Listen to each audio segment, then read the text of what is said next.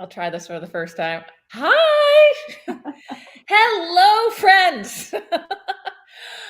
Okay, so I will just divulge that before I introduce our amazing guest, I have to divulge that I have gotten a new camera, and it's gonna be a bit of an adventure. I will disable it if it's going crazy, but it's I had this awesome mentee call this week with this amazing entrepreneur, young entrepreneur in Moldova. He was amazing, and he had this camera, and it just wherever he went, it just kind of went with him. I'm like, what is this coolness?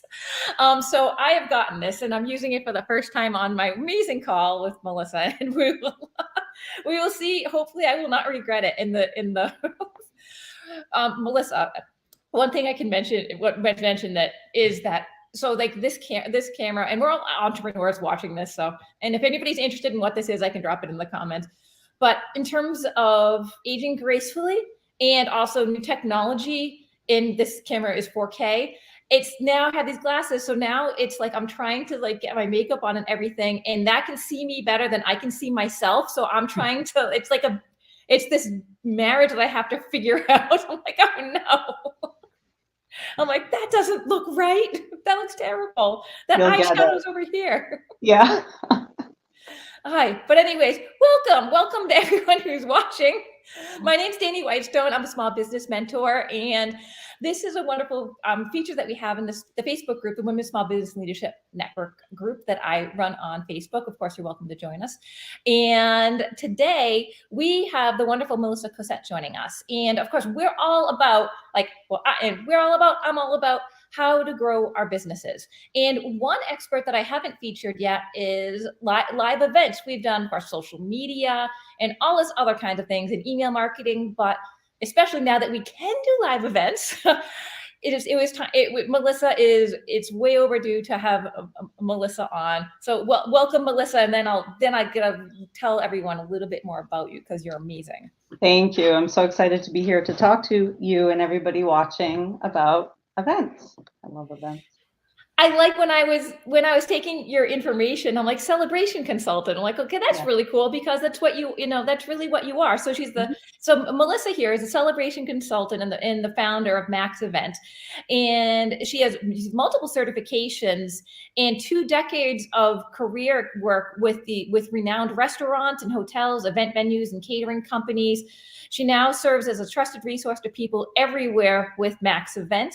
And she offers those top-notch services. She's really relationship founded in terms of making sure that she comes from a place of energy and enthusiasm and that people first mindset in her business, which makes sense when you're in hospitality too. So I love that. And one thing that she does in terms of being proactive, innovative, and impactful in her event planning guidance. So you, especially as a business, talking to small business owners, you optimize your time and efforts. And while she helps bring your vision to light, however, you do something different in terms of it's not all just handed over to an event planner. You're a guide in the process to have this idea brought to life instead of just handing it over like here, you do this. And I guess, and maybe sometimes not having your vision quite be what it is. So this is it. So in terms of being a celebration consultant, this is what you do. And I'm really glad you're here. Thanks. Yeah, I'm happy to be here and give some tips about in-person events related to your business. But in general, I also think it's really important to just to get back to what you're saying about my model as a celebration consultant. What I really want to do is empower people, women especially, to plan events that truly resonate with them, their mission, their goals, whether it's business related or personal related, and how to have your own signature all over your event, but still have the guidance and expertise of a professional in your back pocket. So you don't have to kind of, be spinning your wheels and wasting time trying to figure out all the things that, people don't know when they're not an expert. It's so true. I remember when we had our setup discussion for this, and I was looking at planning an event, and even the small details of I don't know how much time to allot for food to be eaten or for people to wake up. If that was when I was looking more of a workshop type of thing. There's all those small details that make such a huge difference because people, you want to make sure that people can use the restroom and they're not stressed out about that and and eat. So with all of your experience in event planning, what have you seen that really works in terms of helping someone grow a business with using events? Well, I mean, first, I just want to say that I think that, with the pandemic and Zoom and virtual everything, it really, we've gotten used to networking behind a screen, but really nothing can beat the in-person connections that we have when we're, in a room with people. And we're social creatures, and we need to be around other humans to thrive. And we're driven by a desire for community and belonging. And when you call people into your circle for personal connection, whether it's for business or for pleasure, you're making that person feel connected to you. And businesses grow when you can develop that know, like, and trust factor and strengthen it. And I think that when you create an opportunity for people to get to know more about you and your business in a setting like this, then they're going to remember the way you made them feel. And then it's up to you how you want that experience to unfold. So as far as events that I see that really help businesses to grow, I think there's really nothing like a smartly planned networking event to grow a business. But it's not just a matter of like getting 20 people into a room at the same time. You have to create a purpose and a benefit that everybody is incentivized to participate in. So think about it in terms of this, like everybody who might attend an event you put on, whether it's networking or anything else, they're foregoing something else in their life that might be taking a priority, like whether it's their family or a meeting, a potential client meeting, whatever it might be, they're choosing to spend that time with you. So you really need to be thoughtful about the experience that you want to provide to them to show them, the value and the benefit that they're going to take away for not only their time, but if you're charging for this event, it could be their money as well.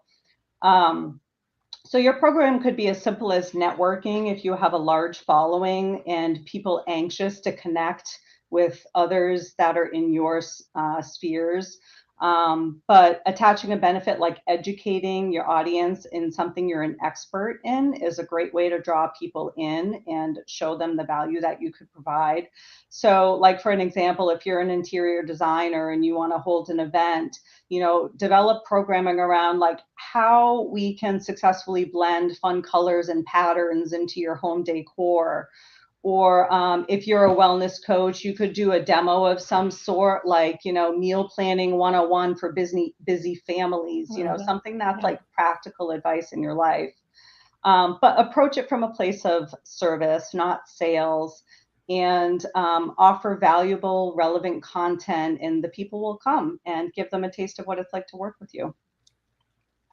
I know this is not a question that we talked about. We were going to ask an event in advance, but it's related in terms of if you're looking to do where are these events taking place? Like what locations are they happening or that work well?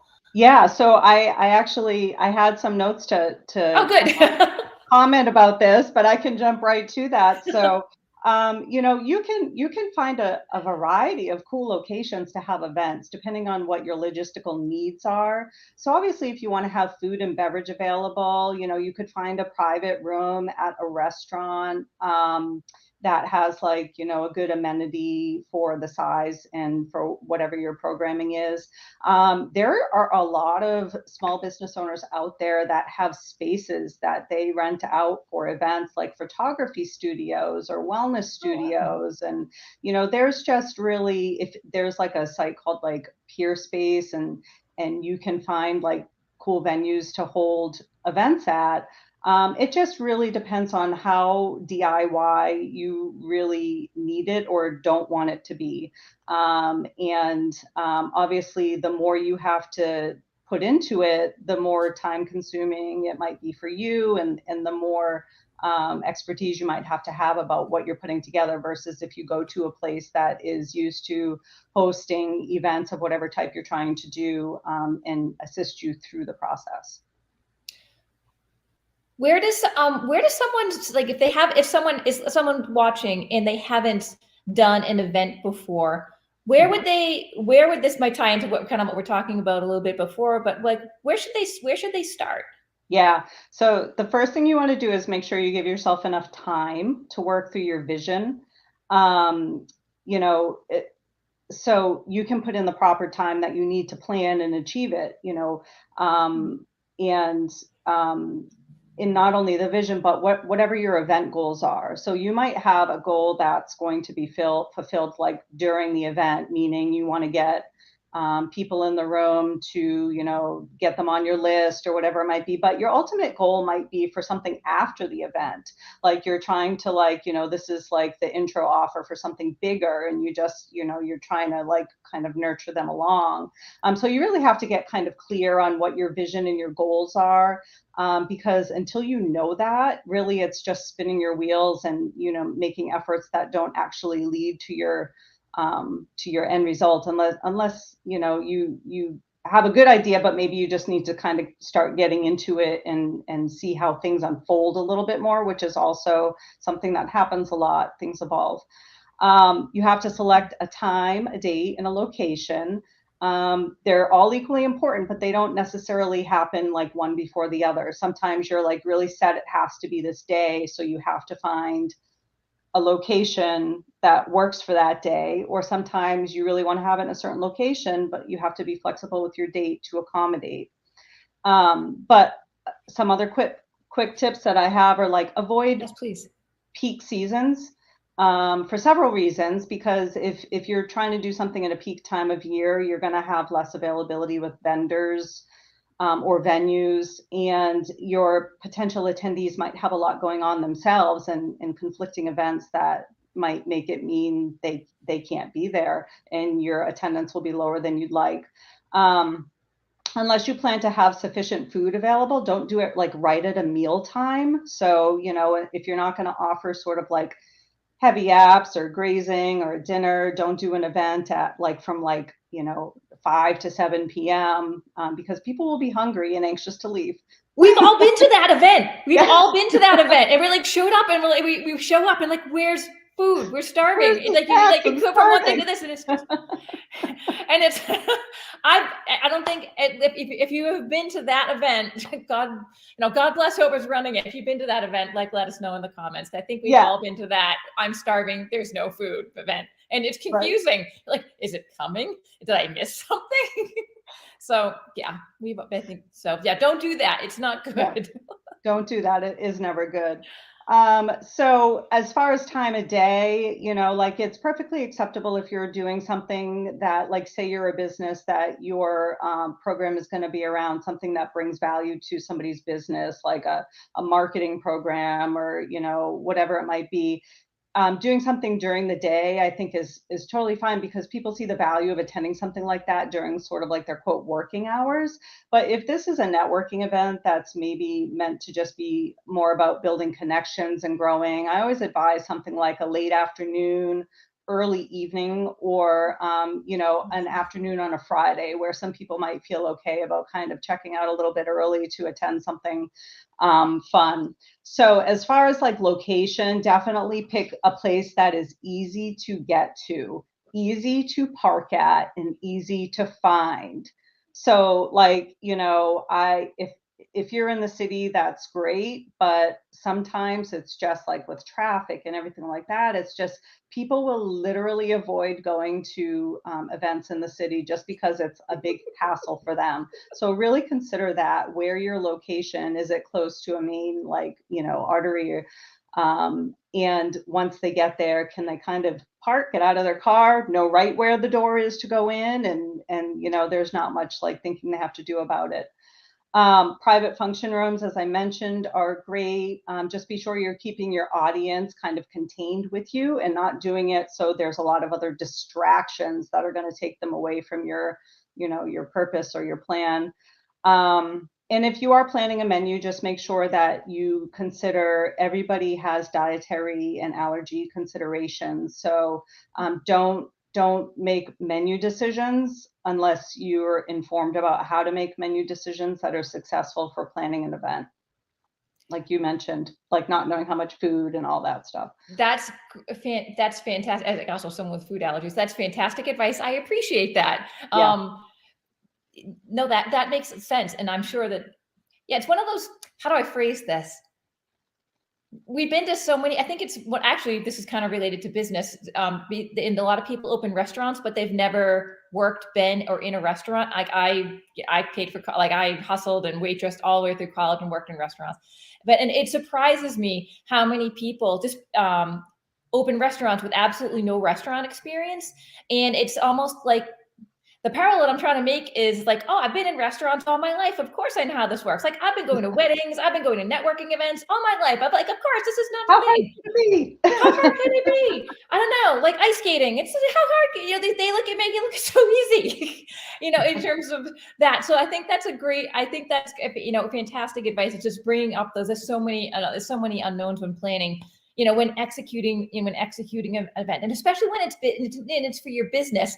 And excuse me, we're looking for that connection, but also, of course, the logistics of it, reflect I imagine, reflect you and your business in terms of whether or not things are rolling, and whether or not, again, coming back to feeling, Yeah. Okay, it's a representation of you and the feelings. Okay, am I starting? There no food? Is where's the bathroom? Oh, I can't find this place. It's that we don't want that. So in terms of working, working with you and taking those really thoughtful steps to create and taking the time. Oh my gosh, I'm glad you mentioned time.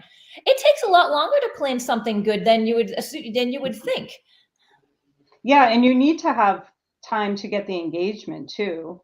I mean, how many times have you seen this? Somebody puts out something and it's like the first time you see it, like I'd be interested in doing that, but it's like 3 days from now and I'm booked. Mhm. So you want to make sure to give lead time when you're trying to get some engagement and enough time to put it out there repeatedly so people have a chance to see it.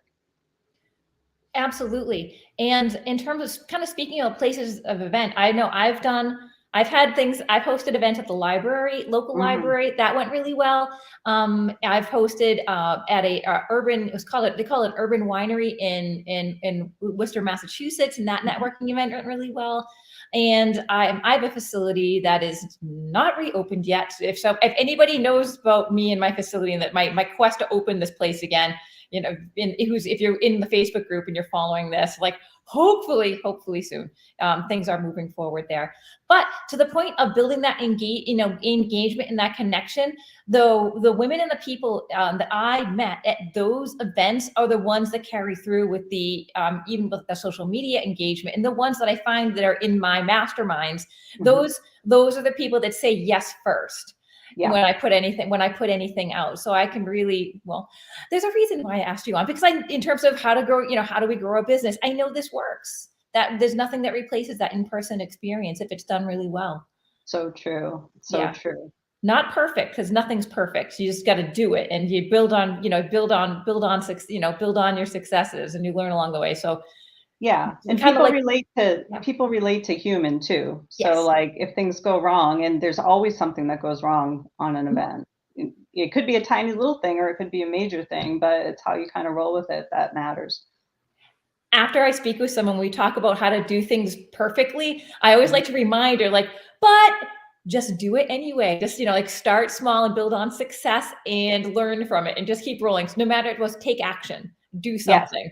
Yes. I always like to read, but just do it. It's going to be fine, especially if you're working with someone like Melissa. So if someone is already, so that's how to get started. Maybe if we haven't done some events, but if you're a person and you're already doing live events, how would someone who's already doing it kind of bump it up a notch, get to that next level?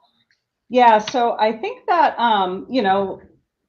if you start with networking events and then maybe you haven't done something around a program that you offer, as I mentioned, like maybe like the intro step into your program, you could get a little more thoughtful about how these events can actually be revenue producing, if not immediately, but actually lead people into your core offer. But another few tips that I give to people is first, Please. collaborate with somebody who's done events before and has had success with them. And when you're forming your collaborations, collaborate with somebody who has like a similar client demographic as you, but in, a related area. So like maybe a copywriter and a website designer might get together and collaborate on an event. And then you're not only drawing in your own circle, but theirs as well. And then combined, how much value could possibly be in that room at one time. Or like if you're a financial planner, maybe you do something with an estate planning attorney. Because the key is you just like when you do collaborations, you don't want to do it with the people that are already sort of in your circle because you're not kind of reaching out further. If you're a creative, maybe partner with somebody who's a little more type A. So you can, you can kind of have that yin and yang. Yes. Yeah. And then invite your referral sources, like people who are like your brand ambassadors and your champions that, always are there to back you up. So you have people who are energized in the room with you. And then invite people like your highly connected clients, like those people that you like see like, oh, I would love to, have this person refer me to their friends and their network. And then, your respected professional, referral partners that you have, like maybe they're not in directly related fields, but maybe they're always kind of referring you out to, the people that are in their networks asking. Let me know let me know wherever you're watching this stream, like let us know in the comments of like, has this kind of churned up some ideas in your head of what you could do, who you could collaborate with in terms of building that reach, building out. We were just speaking about email list before we hop on, like building that email list so that you can reach out to these people and they can know who you are and they can benefit for you. That's a fantastic, that is fantastic advice into collaborations. Also, I think those of us who are creatives, like we understand, I laugh because like we understand that sometimes like, detail laden logistics might not be our 100% strength. So I love the fact that you said, if you partner with someone who like loves that detail oriented, deadline driven, like nitty gritty type of, let me get the spreadsheet out and put this together, like partnering with that, someone who's like that is brilliant. I love that. And I actually have some new ideas too. So if I have to make sure I try to stay on point and not like, oh, wow, that's a good idea and start writing down here. So explain a little bit about when you take on a client, like how you work and engage in someone in the process. Oh, and someone says before you answer that, I was like, love the collaboration, as you know, happy to say, lucky enough to have such amazing friends. Oh, like Danny. And it's, I don't know. I'm looking at the comments on StreamYard. So you are a mystery. It's just, I have this beautiful heartfelt note for us. But then it's going to be like Christmas when I look to Facebook and I get to see who that was. Thank you. So thank you. Thank you for that. I love the collaboration idea too. So coming back to the question before I rudely interrupted us with a lovely note in the, April, hi, April. Hi, April. I just saw you a moment ago on Megan's stream. We're just together today. So coming back to our original question, if I can remember what it is. Oh yes, when someone reaches out to you, like how do you work with someone in the process of getting their event, their vision together for an event? Sure. So generally where I start with people is we do like a free intro session to kind of get to know each other and give me the opportunity to let you know about like what your vision and your event goals are. And even if it's very high level, it's like a little time to kind of flush out the idea a little bit, to find out like, what your objectives are and to, find out how, like where are the areas that you might need the most support. Because, my goal is to bring to fill in all of the missing pieces, right? So we want you to focus on the things that you do well during the process. And then what I do is provide all of the information and resources that you need to kind of get you where you're going in a way that saves you time, energy, and you're not spinning your wheels and you're having fun, because like events are supposed to be fun, right? So I why waste time with like stressing about it? It's that's lovely advice, because we never, especially if it is an event, and you never want to, if you need something, you never want to overburden the host, because you can feel the stress, when the host Yeah. has too much on them. Yeah. And coming back to that root of, it's all about how people, in terms of feeling, are they relaxed? Are they able to sit back and enjoy, or that starts, I imagine that starts like any leadership organization, that starts from the host and spreads, whether Yeah. it's ease and fun, or whether it's, oh no, we Stress. don't So want, yeah. yeah, so that's like that intro phase is really to determine like where your comfort levels are going to be. And then from there, I offer a couple different ways that I work with people. I offer like planning strategy sessions where we're spending like 60 or 90 minutes together to really kind of flesh out some specific ideas or a specific area. Or maybe that's where you want to really kind of get like focused on what your menu is going to be, or talk through some venue ideas, like very kind of like, like short term, like objectives that you have for like figuring out a decision. But I really love to work with people on like a more of a longer term project. Like, so say somebody comes to me 3 months before their event, and and this generally works well for like those larger scale events, not for like a networking, get together. But I'm going to take you through the whole process from venue selection, vendor selection, floor plans, menus, contracts. I'm going to be there like I'm like your wing woman, right? So I'm going to be there to make sure that you don't get into trouble, make sure you know everything you need to know, keep you on track, hold you accountable to due dates, make sure your goals are going to be met. And so that's something that, like, as a celebration consultant, I work with a lot of people who are planning like social celebrations, not related to their business.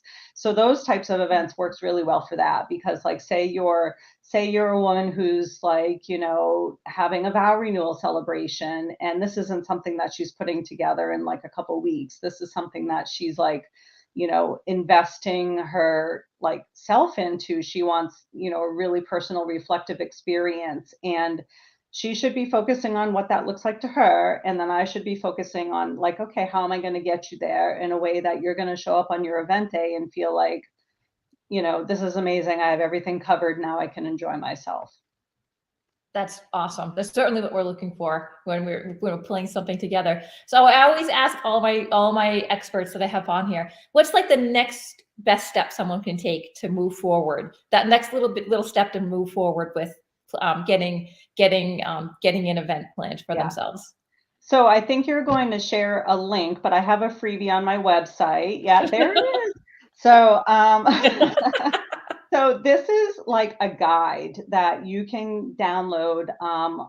And what it's going to do is it's going to take you from like visioning and kind of getting clear on what your event goals are, to then all of the logistical concerns, considerations, factors. It's going to take you through it all and really give you an understanding of all of the things you might need to think about. It might help you actually identify where you need more support. So that's where I suggest people start. In addition to, downloading the freebie, which is my plan like approach checklist. There on the website, when you go there, yeah, there it is. You're going to be able to. This is magic. You're going to be able to see like many links to like schedule time with me, and I welcome anybody to schedule time with me to have a conversation about an event they would like to plan coming up if they want to get my take on it. And then there's like a connect page on the website too that's actually for like, hey, do you want to just meet and get to know me and me get to know you, and spend 15 minutes to like, say hi and connect. And then if there's anybody who happens to be watching that's like an event vendor and you would like to, or a venue even, if you would like to, know more about my business and for me to know you, there's also a link where we can have a meet and greet. So I have you as a resource, because in my business, I connect people with the venues and the vendors that are the right fit for their celebrations. It's driven on your specific unique circumstances, because no two events are the same. Every event is really unique. And what caterer is good for one person is not necessarily good for another person. So it's really important to be steered to the right people who are the right fit for your events. And I love to get to know new people to be able to steer my clients to them if they're a good fit.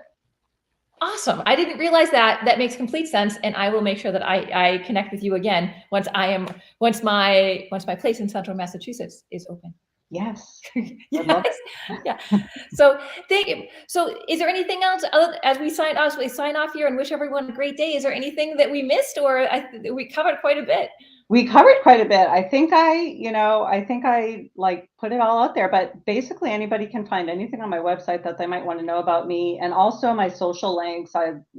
Please follow me on Instagram and Facebook. MAXevent Official is my handle on those two places, and follow along on my journey and see what exciting things I have coming up. And I guess I should really mention that this is important, right? So if you're a woman in your midlife, like your 40s and 50s, even early 60s, and you're getting married or remarried or having a vow renewal celebration, the wedding industry is a scary place, and where you can come to figure it all out and how to have a truly impactful celebration is to me, because that's who I really love working with. It's like a mission I have that's very, I'm passionate about, to help women plan unique, heartfelt celebrations of their marriage that aren't cookie cutter weddings, that you see on, Wedding Wire or The Knot. This is like something more tailored and unique to you. So I wanted to make sure I put in a plug in for that, because I think it's important. That is important. It's important to have guides that know an industry, so that they can the investment that you put into to have a guide that helps you navigate an industry, so you don't run into those, again, like the wedding industry. And from my perspective, in some of the business and the business coaching areas, is why I do what I do, is because I want to help people guide them through the best I can in terms of because I focus on growth and scale and navigating that, being a business mentor. So we have the same heart there in terms of making sure people have the best experience possible, so that they get to live their dream and have their vision come to life. So that's fantastic. Absolutely. Great. Thank Oh, you and for so having me speaking on of, today. Oh, go ahead. you're welcome. I get wrapped up in my guests, and I always forget to talk about and tell my fellows. But if you want to, follow me, hop on to DaniWhitestone.com. I have some exciting new things coming that are unfolding right now in the business growth and scale world. So go ahead and check out my website, and as things start to go there, and I have a couple of freebies on there as well. I had to decide which one I'm going to put to the foremost, though. So, Melissa, thank you so much for coming on. I will make sure to drop your links in everywhere this is being streamed. And thank you all. And thank you for those of you who are watching this live. And thank you for those of you watching the recording. Have a great day. Thank you. Bye. Bye.